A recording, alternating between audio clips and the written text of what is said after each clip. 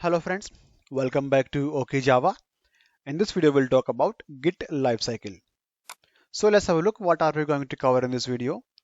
So here first of all we'll create a new remote repository or a remote project. Then we'll create a local repository. Then I will be creating a new Java project using STS Spring Tool Suite. Right, then we'll add a remote repository or origin to our local repository so that we can establish a connection between these two. We'll be adding some code to our local repository. We'll commit the code into the local repo. Then from there we'll run the git push command to push the local changes to the remote repository, right? And then from there we'll see the git pull command. So git pull command is basically just to sync your remote repository with your local repository. So git pull command will take all the changes from your remote repository and it will bring the changes to your local repository. So you will always have your local repository in sync with your remote repository. Okay, then we'll talk about these two optional steps. One is to delete a remote repository, second one is to delete a local repository. So these two are optional, but you must have an idea how to delete a repository. All right, so that being said, let's begin the video. Let's go and create a new remote repository. Okay, so here is my GitLab account and I will be creating a new project. Create a blank project. Let's name it as Crick Buzz. Get live. I'm writing some description. Cricket updates public. So visibility level is public. It means that project can be accessed without any authentication. Initialize. Click on create project. So now we have one remote repository or a remote project ready. Okay. So what is next? Next is to create a new local repository or a local project. So here I'm using a Git terminal, which is a tool basically to run all Git commands, right? So what I will here we'll be creating a new local repository. So first of all, let's go and create a new folder called Crick Buzz. So the folder name is exactly similar to the remote repository. Okay. Now if I run a dir command, I can see there's a folder called Crick Buzz.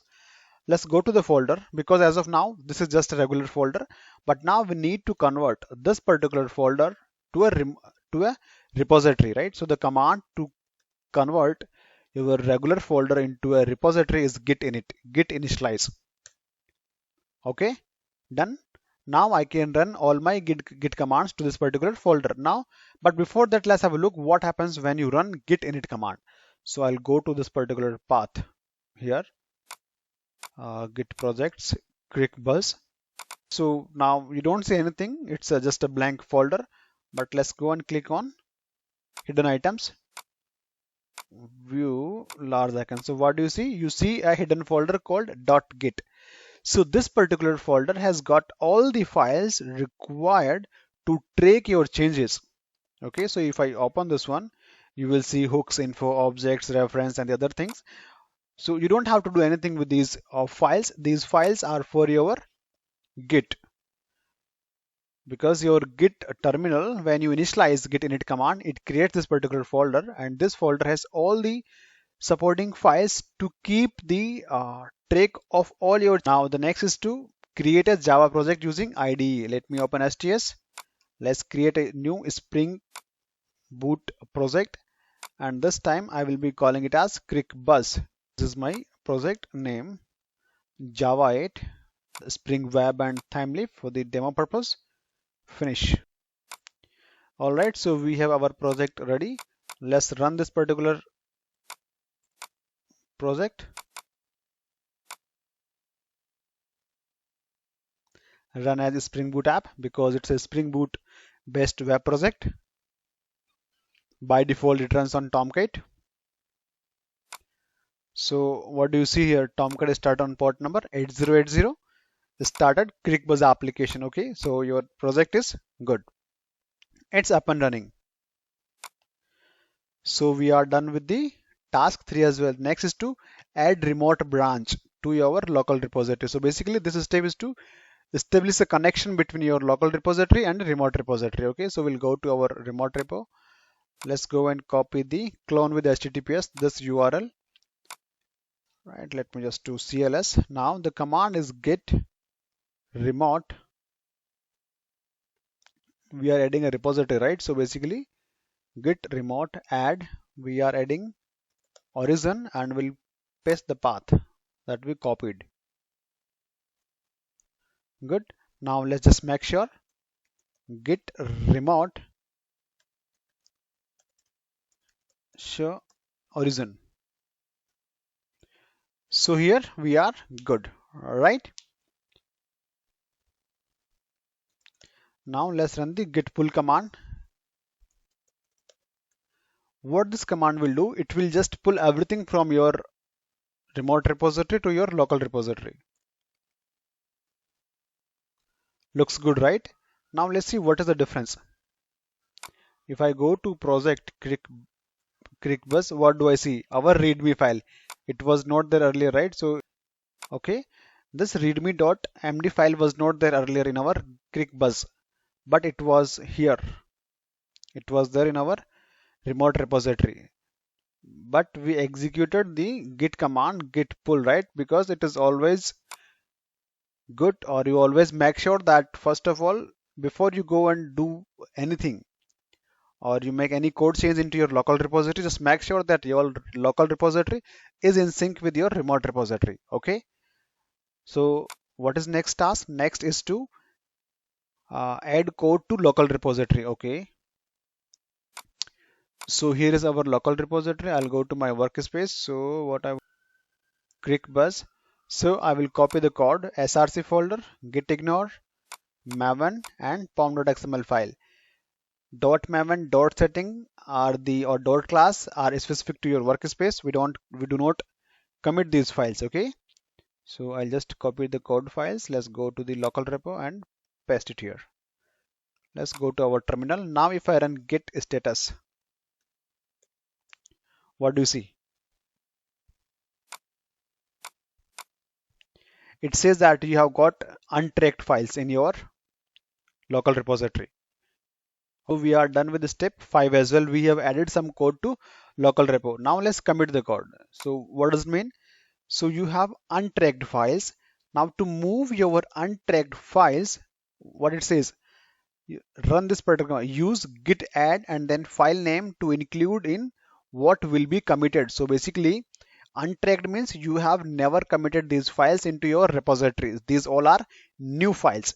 Now if you want to commit, you need to move these files into the staging area by using git add command.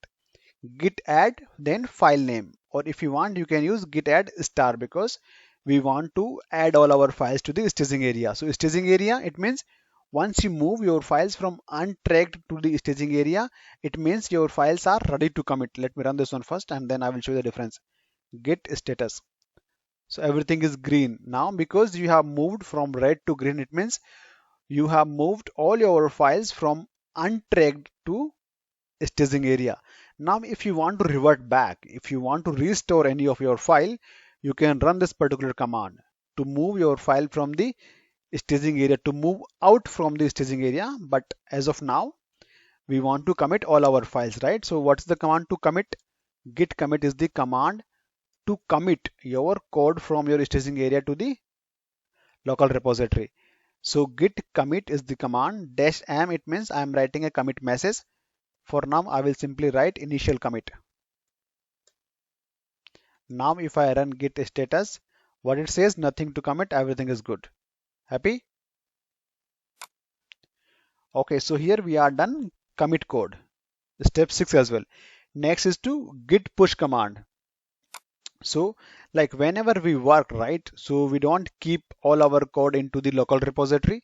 Once we are done with the changes, we always push our code from local to master repository or a remote repository, right? So here also we'll push our code. So the command to push our changes from local repo to the master repository or to the remote repository is here. Git push origin master is the command. Hit enter.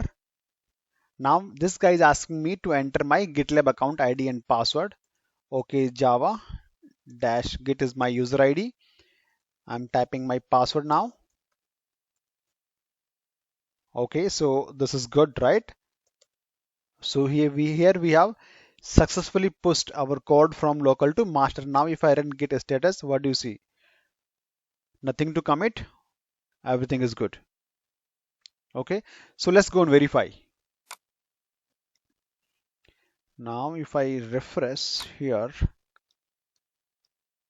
what do you see? You see your src folder, you see your maven files, you see your pom.xml file. If I go inside here, I can see main resources. Here my, what do I see, resources application.properties file, but it's just a blank file, because if I go to my local application.properties, it's a blank file, right? So basically point is, we have committed our code from local to master repository. Okay, so we are done with this step as well. Now git pull command, I have already explained. Git pull command is to sync your remote repository with your master repository, but as of now it is in sync, but still you can run this command, there is no harm. Git pull, it is always good to run this particular command, git pull origin master. So this particular command will sync your local repository with your master branch. Okay, so you see, already up to date, there is nothing to fetch. Okay, let me show you something. So here you can see that we have nothing, there is nothing in application.properties file. So what I will do, I'll just create a simple entry, service.port number 8081. So currently if you see, Tomcat by default runs on port number 8080, but for now I have changed port to 8081. Let me stop this one, let me clear and rerun our project. Let's see what happens. So here you can see Tomcat is started on port number 8081. Why? Because here we have changed the application port number. Now our application ClickBuzz is running on port number 8081. Okay, so basically we have changed one file, we have changed our application.properties file, right? So we need to commit our code change. So if I go here, ClickBuzz src main, let's go to resources and let me copy application.properties file, because I have modified our file, right? Now we need to commit. So I'll go to the local repository, src main resource, and I will replace this file. Okay, let's go to the terminal, git status. What do you see now? It says that there is one modified file, application.properties file. We just modified, right? Because now I have added the property in application.properties file. Let's run the git add command, git add star status.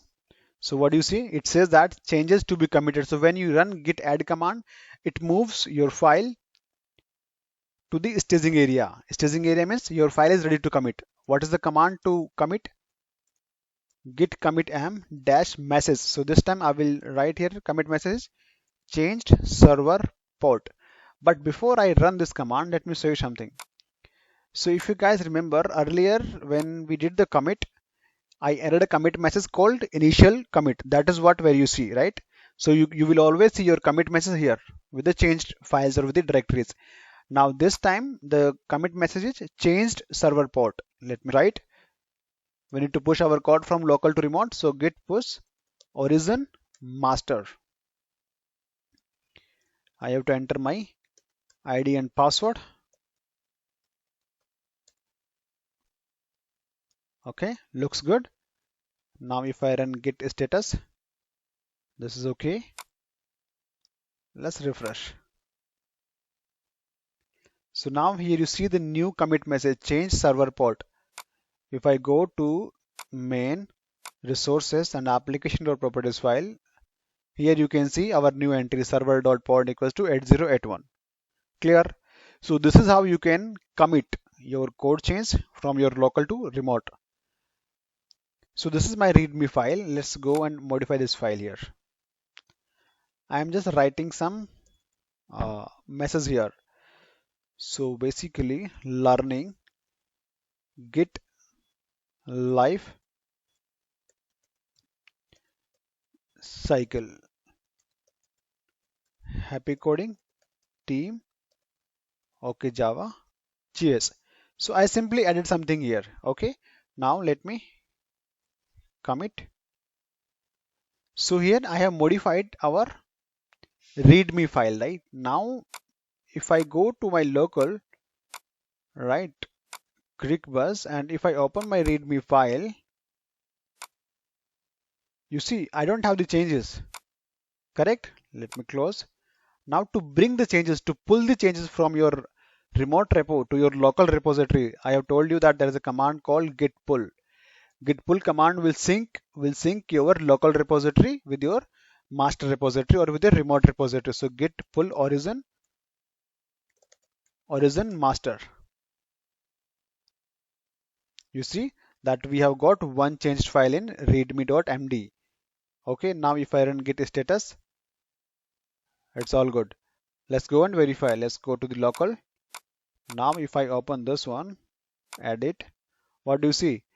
Git live cricket updates, learning, Git lifecycle, happy coding, team, okay Java, right? So I believe it is clear to you guys, right? So far we have covered all the 8 steps. Next one is to delete a remote repository.